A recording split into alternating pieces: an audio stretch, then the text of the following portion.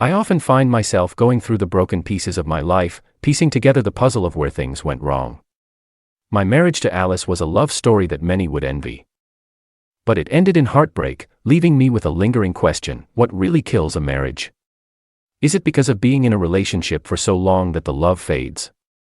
Or is it because of a third person who comes into the story of two people? Or maybe it's because of money. None of it. It's just a small thing that becomes a long scratch, eventually tearing your marriage apart.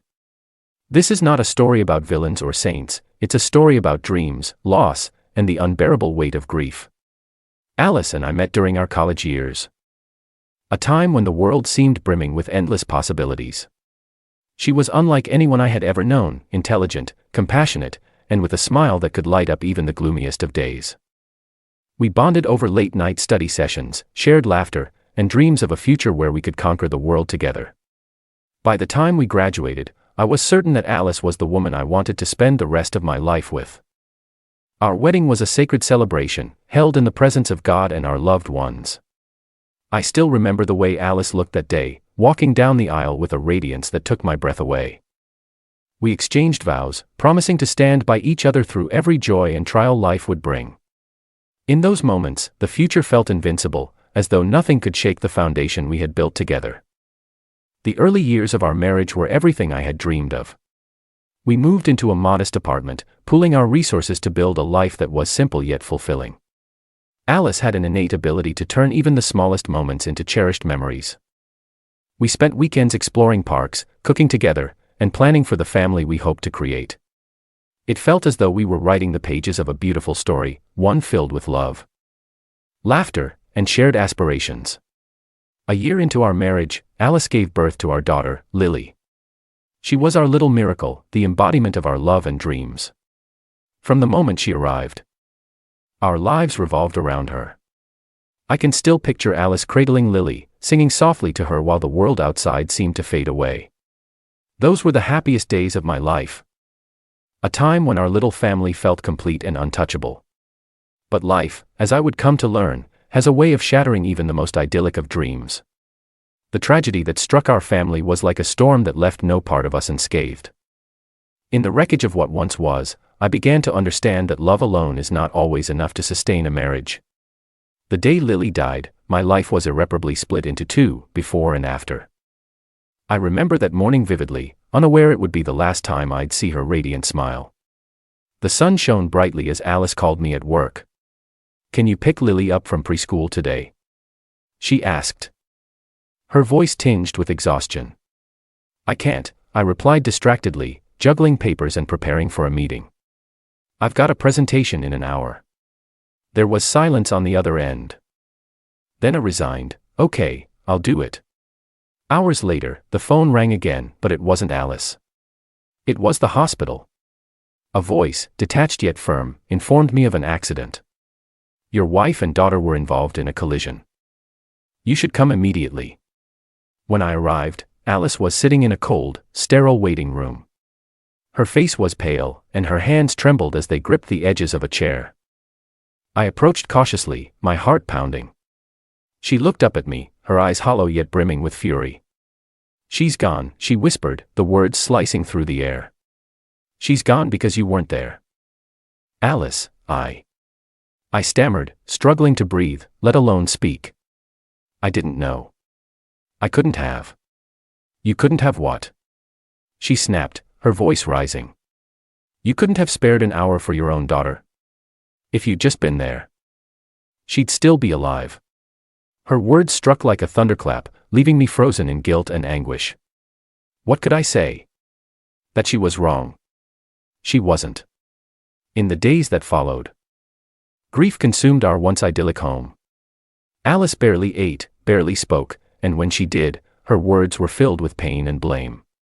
"I should have seen that car," she murmured one evening, staring at Lily's untouched toys. "I should have been more careful." "It wasn't your fault, Alice."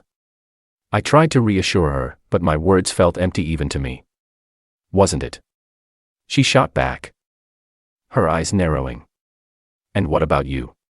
Where were you? Busy saving your precious job while our daughter died." Her accusations were like daggers, sharp and unrelenting. You think I wanted this to happen? I retorted one night, my own anger bubbling to the surface. Do you think I don't regret every second of that day? Regret? She echoed, her voice trembling with rage. Regret doesn't bring Lily back. Does it? You weren't there. You left us. You left her. Our exchanges became a battlefield, each word another weapon. Alice retreated further into herself, neglecting her own well-being. She refused to shower, to eat, to engage with the world. One evening, I found her sitting in Lily's room, clutching a stuffed animal, tears streaming down her face. I can't do this, she whispered. I can't live in a world without her. I'm here, Alice, I said, kneeling beside her.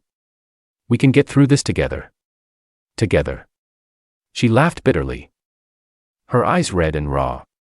We're not together. We're just two people drowning in the same sea, and you're too far away to even see me. I reached for her hand, but she pulled away. You don't understand, she continued, her voice cracking. You didn't carry her for 9 months. You didn't feel her first kicks. You didn't. Her words broke into sobs.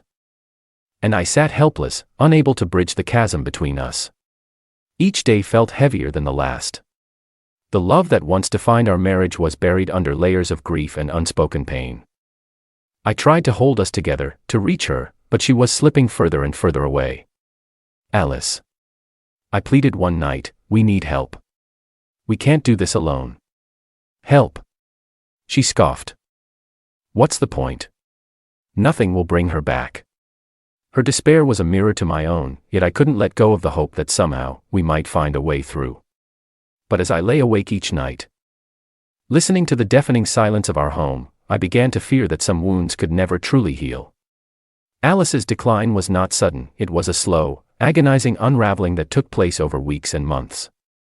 The woman I had once known, bright, meticulous, and full of life, began to fade into someone I could barely recognize. The transformation was subtle at first. She stopped brushing her hair, left dishes in the sink for days, and forgot to water her plants. These small oversights grew into something much larger. Soon, our once tidy home became a cluttered mess, mirroring the chaos inside her mind. One night, I came home to find her sitting on the floor in Lily's room. She was holding one of Lily's dolls, cradling it as if it were alive.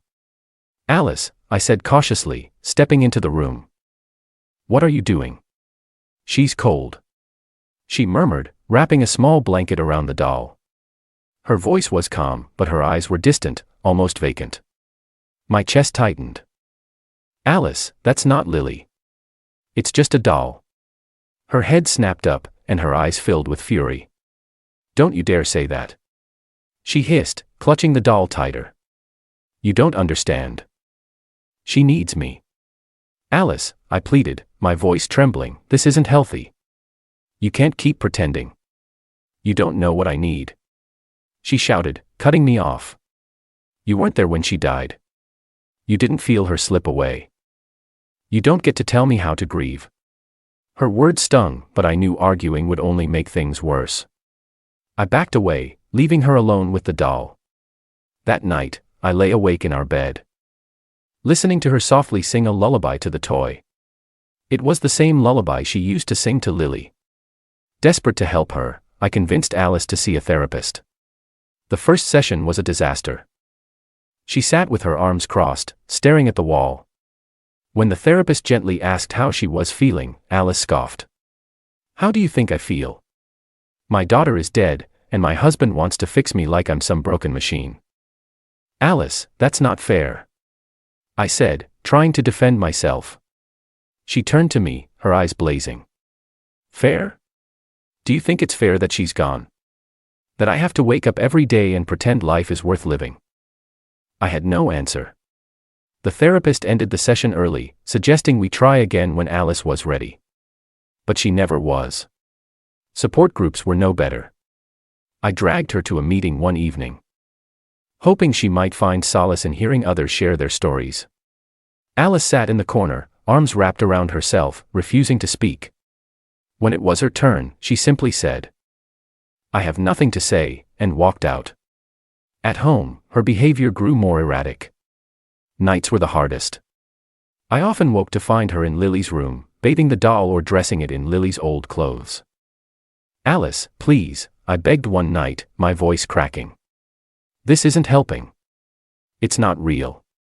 "Real," she whispered, turning to me with tears streaming down her face. She was real. And now she's gone. This is all I have left. I wanted to hold her, to comfort her, but she pushed me away. "You don't understand," she said. "You never will." The breaking point came during a routine hospital visit.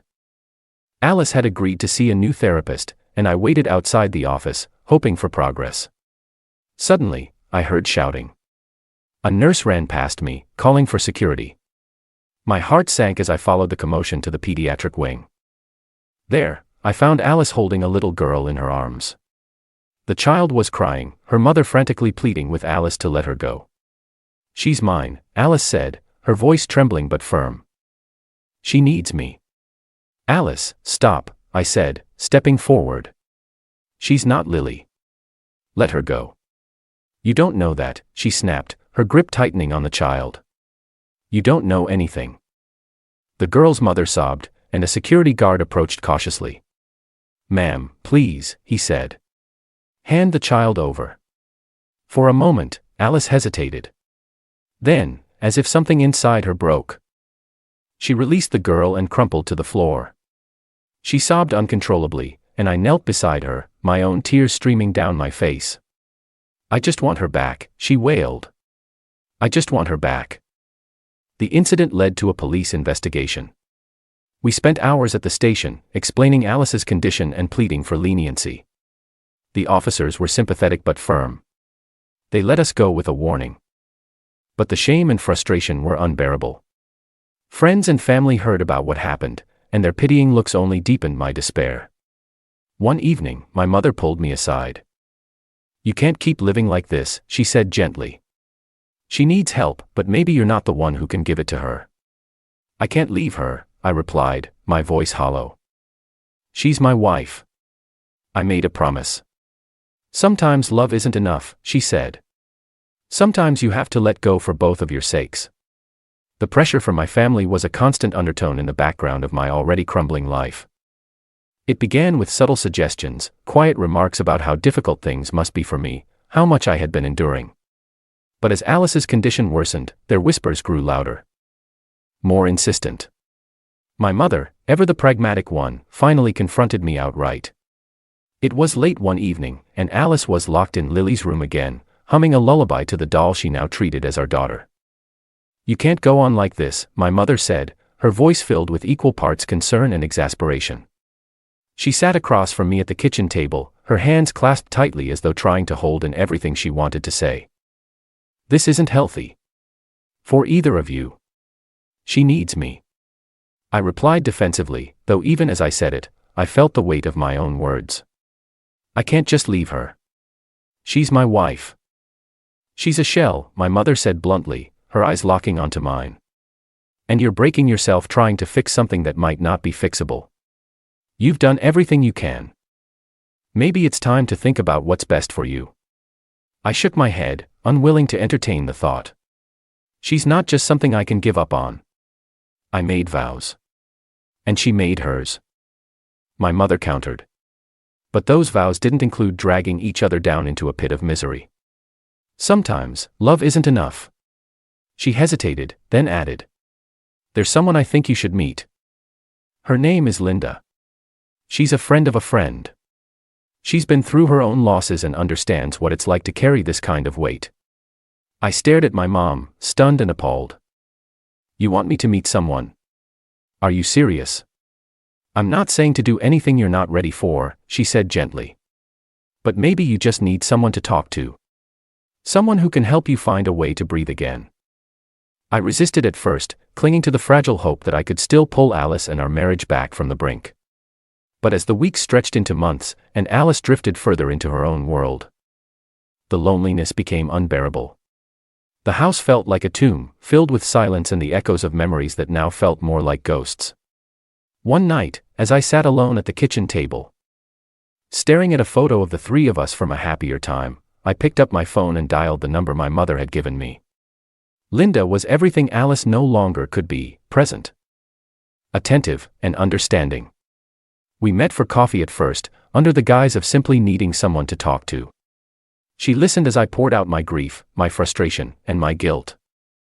"You've been carrying so much," she said softly, her hand resting lightly on mine. "It's okay to need someone. You're only human." Her words were a balm to wounds I hadn't even realized were still bleeding. What started as innocent conversation soon deepened into something more. We began meeting regularly, finding solace in each other's company. Linda had a warmth about her, a way of making me feel seen in a way I hadn't felt in years. The affair didn't happen all at once. It was a slow progression, each step feeling inevitable yet unforgivable. I told myself it was harmless, a temporary escape from the unrelenting pain and emptiness at home. But deep down, I knew better. I was betraying Alice, betraying the vows I had sworn to uphold. And yet, I couldn't stop myself. "You deserve to be happy," Linda said one afternoon as we sat together in her apartment. "You can't keep setting yourself on fire to keep someone else warm." Her words lingered in my mind long after I left, even as the guilt gnawed at me. At home, Alice was still there. Still broken, still clinging to the remnants of our family. And I was breaking us further, one lie at a time. The truth came out sooner than I had expected. I had been careless, leaving a receipt from one of our dinners in the pocket of my jacket. Alice found it while doing laundry, one of the few household tasks she still managed. That evening, she confronted me, holding the slip of paper in her trembling hands. "Who is Linda?" she asked, her voice eerily calm. "Alice," I began, but the words caught in my throat. "Don't lie to me," she said, her voice rising. "Don't you dare lie to me." I looked away, shame burning in my chest. "It's not what you think." "Then tell me what it is," she shouted, her voice cracking. "Tell me why you've been sneaking around, why you've been lying to me, while I've been here, falling apart." I was lonely, I admitted, my voice barely above a whisper. "I didn't know how to reach you anymore. I needed someone." Her expression shifted from anger to disbelief, then to devastation. "You needed someone else," she repeated, her voice trembling. "While I was grieving our daughter, you needed someone else." "Alice, it's not that simple," I said, desperate to explain. "I didn't mean for this to happen." "You didn't mean for it to happen," she echoed, her voice rising again. "What does that even mean? You made a choice. You chose her over me, over us." Her words hit me like a physical blow. "It wasn't like that." I tried to argue, but she shook her head. "Don't," she said, her voice breaking. "Don't you dare try to justify this." She turned away, her shoulders shaking as she sobbed. "I gave you everything I had left. And this is how you repay me." I wanted to comfort her, to tell her I was sorry, that I would do anything to take it all back. But the damage was done. That night, she locked herself in Lily's room, and I spent hours sitting outside the door, listening to her cry and hating myself for what I had done. In the days that followed, the silence between us grew unbearable. Alice stopped speaking to me entirely, retreating further into herself. Her already fragile mental state deteriorated even more, and she spent most of her time with the doll she believed was Lily. Whispering to it, singing to it, treating it as though it were alive. I tried to apologize, to explain, to beg for forgiveness, but she wouldn't listen. "There's nothing left to say," she said one morning, her voice hollow. "You broke us." She was right. I had broken us. The love we once shared, the life we had built together, was shattered beyond repair. And all that remained was the wreckage of what we had lost, with me standing in the middle of it, drowning in guilt and regret. One morning, I woke to a suffocating silence. The house, usually filled with the faint sounds of Alice moving about or humming to herself in Lily's room, was eerily still. My first thought was that she was sleeping. But as I entered our bedroom and saw the bed neatly made, her absence hit me like a punch to the gut. "Alice." I called out, my voice breaking the oppressive quiet. There was no response. I searched the house frantically, checking every room, every corner. Lily's room was empty, the doll she treated as our daughter lying askew on the bed. It wasn't like her to leave the house without a word. Panic set in as I grabbed my phone, dialing her number only to be met with a robotic voice telling me her phone was off. Then I saw it, a laptop left open on the kitchen table, the screen displaying an email. My hands trembled as I approached, a cold dread creeping over me. The subject line was simple, "I'm sorry." I clicked on it, my heart pounding in my chest. The words on the screen blurred momentarily as tears filled my eyes. I can't do this anymore. I've tried, but every day feels like a nightmare I can't wake up from. Lily was my world, and when she died, so did I. I've been pretending for so long, trying to be something I'm not, alive. But I'm not, and I don't think I ever will be again. I know you've been trying to help me, but you don't understand. You can't. For a mother, losing her child is like losing a part of her soul. You didn't carry her inside you. You didn't feel her kick for the first time or hear her heartbeat before she was even born. And as much as I know you're grieving too, it's different for you. You've been able to find ways to cope, but I've been drowning. Our marriage didn't fail because of the affair, though it hurt more than I can put into words. It failed because you couldn't see the depth of my pain. I don't blame you for it, I barely understand it myself. But staying here, in this house, with all these memories, is killing me. I need to go. I don't know where, and I don't know for how long. Please don't try to find me. This isn't about you. It's about me trying to survive in the only way I know how. Take care of yourself. Don't wait for me. Maybe one day, when I'm ready, I'll come back. But for now, I need to disappear. Alice. I read the email over and over, each word slicing through me like a blade. My knees buckled, and I collapsed into the nearest chair, clutching the edge of the table as if it could anchor me. She was gone. Really gone. And she had left behind not just an empty house but an empty void where our life together had been. The initial shock gave way to a torrent of emotions. Anger bubbled to the surface first, directed at Alice for leaving without even saying goodbye. How could you do this? I shouted into the empty kitchen, my voice echoing off the walls. How could you just leave? But the anger quickly dissolved into guilt. I had failed her. She had tried to tell me, in her own way, how much she was hurting. But I hadn't truly listened. I had been so consumed by my own grief, my own failures, that I hadn't seen just how deep her pain ran. I spent the next few days in a haze, alternating between searching for clues about where she might have gone and rereading the email until I had it memorized. I called her friends, her family, anyone who might have heard from her, but no one knew anything. It was as if she had vanished into thin air. One night, I found myself sitting in Lily's room, surrounded by her toys and the remnants of the life we had lost. The doll Alice had clung to was still there, its eyes staring blankly at the ceiling. I picked it up, holding it close as tears streamed down my face. Why didn't I see it? I whispered to the empty room. Why didn't I see how much she was hurting? In the weeks that followed, the house grew quieter, colder. I tried to move on, to focus on work or reconnect with friends, but everything felt hollow. Every corner of the house was a reminder of what I had lost, not just Lily, but Alice too. I started to blame myself for everything. For not being there the day of the accident, for the affair, for not being enough to keep Alice from spiraling. Months passed, and I began to accept that she wasn't coming back. But just as the weight of that realization settled over me, I received a letter in the mail. It was postmarked from a town I didn't recognize, with no return address.